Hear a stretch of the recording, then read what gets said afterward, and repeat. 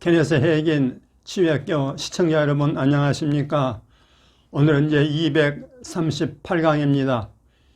238강의 제목은 Jesus Calling, Jesus Calling 저자 사라 영의 죽음. Jesus Calling의 저자 사라 영의 죽음, 이런 제목입니다. 요절 말씀은 신약성경 로마서 4장 3절입니다. 성경이 무엇을 말하느냐? 성경이 무엇을 말하느냐?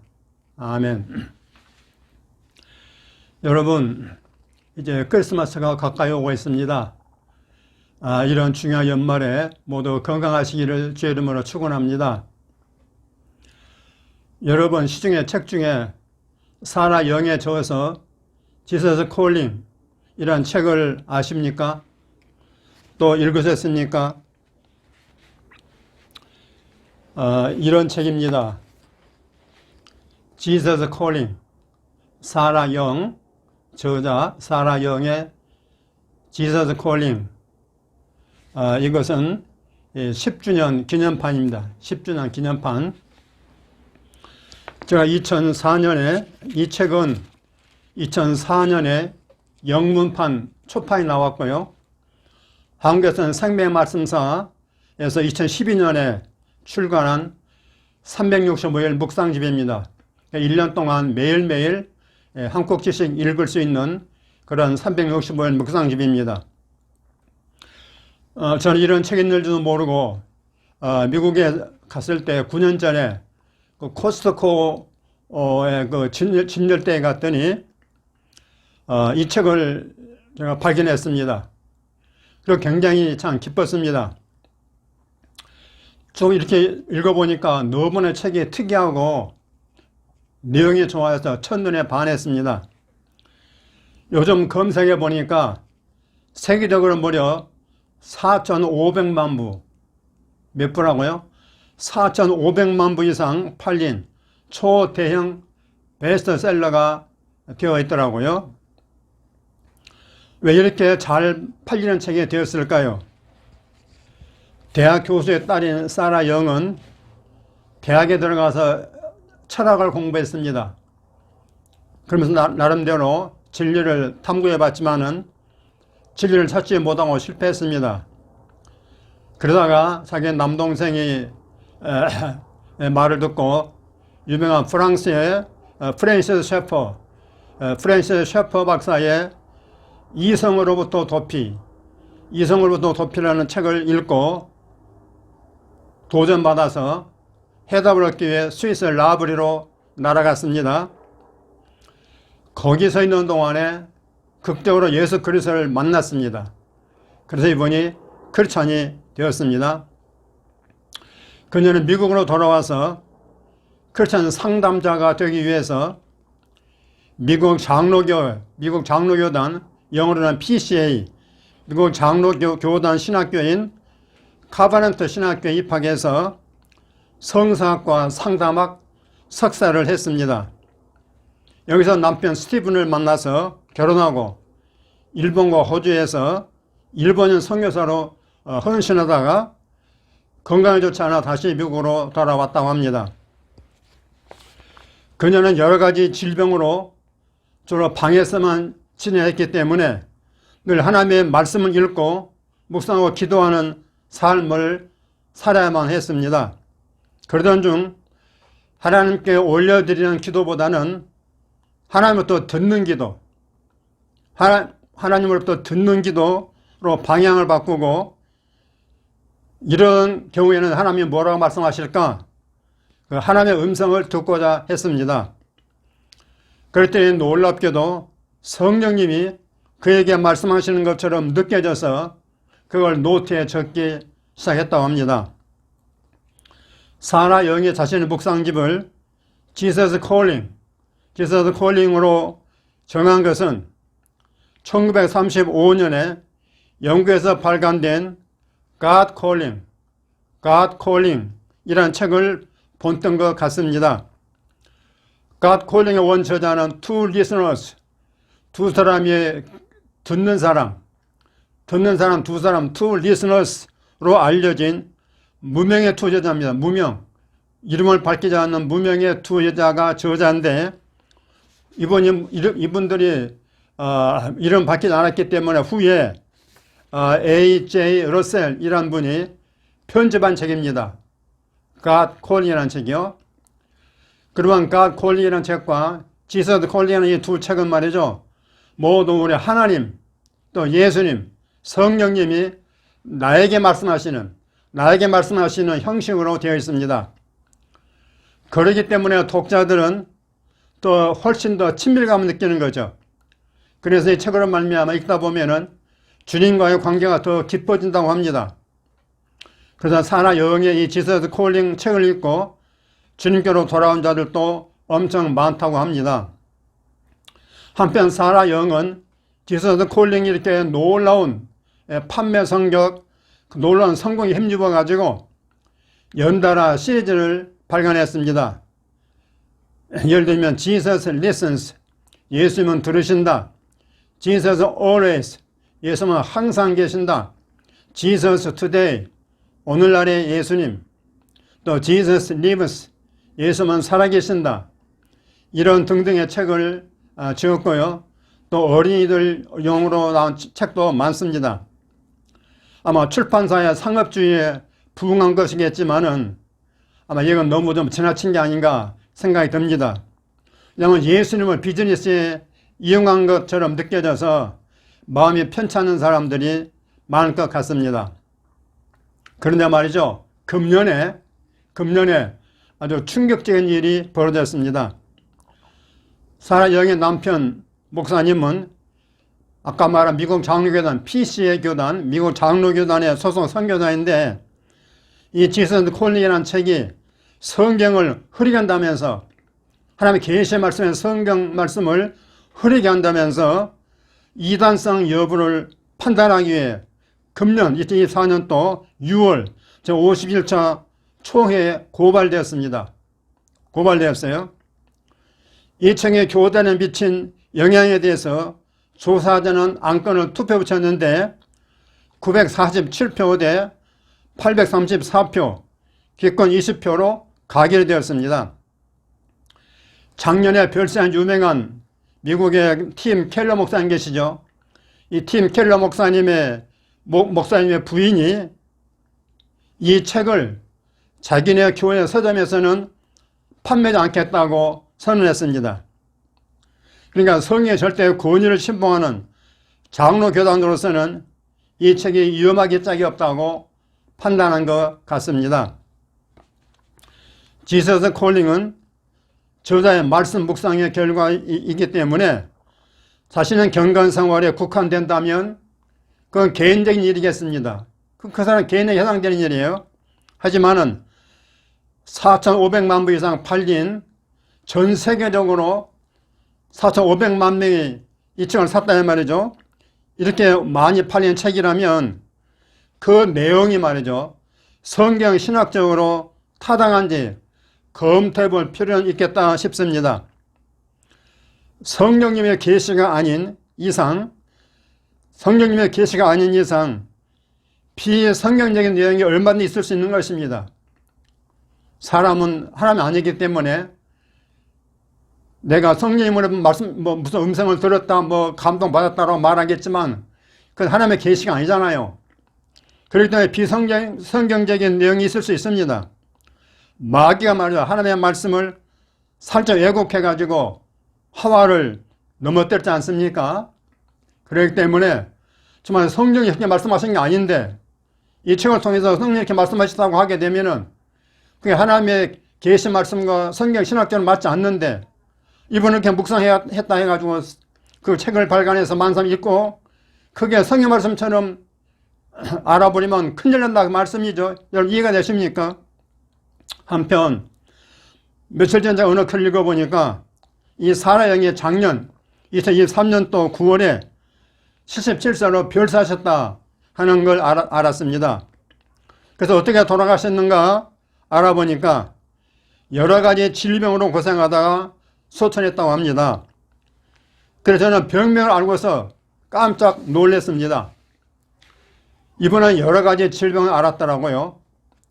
흑색 종을 위한 2번의 수술, 또 지속성 현기증, 라임병과 기타 만성적인 질환을 앓았다고 합니다. 그래도 라임병이 좀 생소해서 무슨 병인가 알아보니까 관절이 붓고 열이 나며 발전이 생기는 염증 질환으로 뇌가 손상되어 죽기도 한다고 합니다. 이런 질병으로 인해서 하루 20시간 이상을 방에만 있어야 한다니 얼마나 심신이 힘들었겠습니까? 이러한 고립된 가운데서 자연히 그녀는 말씀을 묵상하며 기도할 수밖에 없었는데, 그때 깨달은 내용을 주님이, 성령님은 자기에게 들려주시는 음성으로 이해하고 책을 썼더니 대방을 낸 것입니다. 이렇게 주님과 깊은 교제를 즐겼다는 사라 영이 왜 여러 질병으로 고생했으며 낫지 못하고 77세로 돌아가셨을까? 저는 그게 궁금해서 그녀의 기선 고린 책을 제가 살펴봤습니다. 그랬더니 질병 치유에 관해서 쓴 것은 하나도 없었습니다. 1년 365일 꼭지 중에서 질병 치유, 직접적인 질병 치유에 관한 글은 하나도 없었습니다.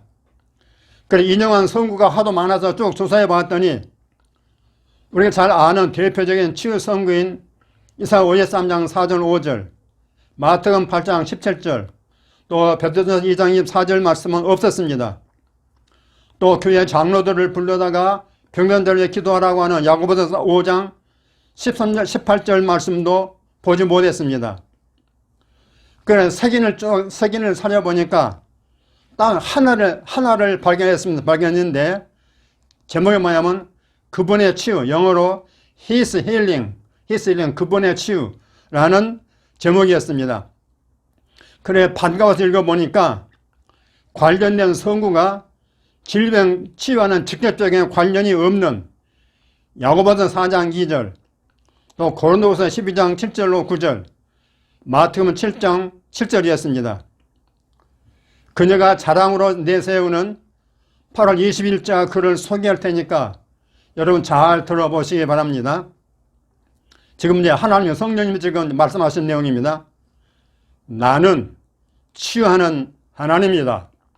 나는 부서진 몸, 부서진 정신, 마인드, 부서진 마음, 하트, 망가진 삶, 깨진 관계를 치유한다. 나의 임재에는 무한한 치유 능력이 있다. 너가 나와 가까이 살면 반드시 어느 정도의 치유를 경험할 수 있다. 그러나 내가 얻지 못하면 구하지 않기 때문이라는 것 또한 사실이다. 내가 치유를 구하든 구하지 않든 너는 나의 임재로부터 자연스럽게 흘러나오는 치유를 받는다. 그러나 구하는 자에게는 훨씬 더 많은 것이 가능하다. 치유를 받는 첫 단계는 나와 아주 가까이 사는 것이다. 이 실천의 유익은 너무도 많아서 열거할 수 없다. 내가 나와 더욱더 친밀해질 때 나는 내 뜻을 더 직접 너에게 나타낸다. 때가 맞을 때 내가 너를 자극할 테니 내 안에 있거나 다른 사람에게 있는 깨어짐의 치유를 구하거라. 치유는 즉석에서 일어날 수도 있고 과정이 될 수도 있다. 그건 나에게 달려있다. 네가 할 일은 나를 충분히 신뢰하고 회복이 시작된 것에 대해 내게 감사하는 것이다. 나는 한 사람의 삶에 있는 모든 깨어짐을 다 치유하진 않는다. 나의 종 바울조차도 그가 육체의 가시를 위해 치유를 구했을 때 내 은혜가 내게 족하도다 라는 말을 들었다. 그렇긴 하지만 그의 삶이 나의 삶과 친밀하게 얽혀있는 사람에게는 많은 치유가 가능하다. 구하라. 그러면 받을 것이다. 이렇게 끝나고 있습니다. 저는 이 글을 읽고 크게 실망했습니다. 왜 그랬을까요? 사라 영도 알고 보니까 신학의 희생자라는 생각이 들었기 때문입니다. 이분은 우리가 아는 치유의 복음, 성령의 복음의 완전 문외한이었습니다. 그럴 수밖에 없는 게 그녀가 장로교 소속인 신학교 카버넌트 신학교에서 공부했기 때문입니다.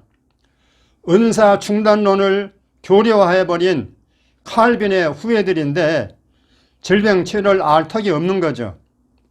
지서스 콜링은 주로 내적 평안을 추구하는 책인 것 같습니다. 내적 평안. 세상이 불안하고 평안을 얻을 데가 없으니까 사람들이 이런 책에 매달리는 거 아니겠습니까? 제가 조금 전에 소개한 8월 20일자 글을 읽고 수술 앞에 둔 어린 8살 아이의 뇌에 침식된 뼈가 회복되었다고 저자가 아까 제가 소개한 거 10주년 기념판에서 언급했습니다. 그렇지만은 그건 치유 복음에 의한 치유가 아니었습니다. 치유 복음에 의한 치유가 아니고 그저 기도해서 응답받은 치유라고 생각합니다. 만일 사라 영이 저와 같이 치유의 복음을 알았더라면 치유의 글이 주님의 사역에서 우리 주님의 사역에 보면 주님의 사역의 3분의 1이 치유 아니었습니까? 그러니까 주님의 사역에서 보듯이 3분의 1 정도 아니라 할지라도 적어도 상당 분량, 아주 수십 개의 글, 상당 분량 들어가 있어야 하는 거 아니겠습니까? 그러면 더 많은 사람들이 질병 치유를 받았을 텐데 그런 아쉬움이 있습니다. 근데 이분은 관심이 딴 데가 있는 거죠. 질병 치유하고는 직접 관련이 없고 이분은 관심은 딴 데, 마음의 평안 이런 데 가 있었다 그 말씀이죠. 여러분, 우리 인생에 있어서 정말 중요하고 필요한 것은 육신의 질병 치유라고 저는 믿습니다. 얼마나 많은 사람이 지금 질병으로 고생하고 있습니까? 그럼 병원이 있다고 해서 좋은 의사가 있다고 해서 명의가 있다고 해서 질병이 다 치유되고 있습니까? 아니란 말이죠. 주님께서 이 땅에 오셔서 그 많은 시간을 들여서 병든 자들을 치유하신 건 그 뭘 뜻하겠습니까? 인간의 삶을 파괴하는 건 죄요, 질병입니다. 여러분 그렇지 않습니까? 인간의 삶을 파괴하는 건 하나는 영적으로는 죄요, 육신적으로는 질병이라고 저는 생각합니다.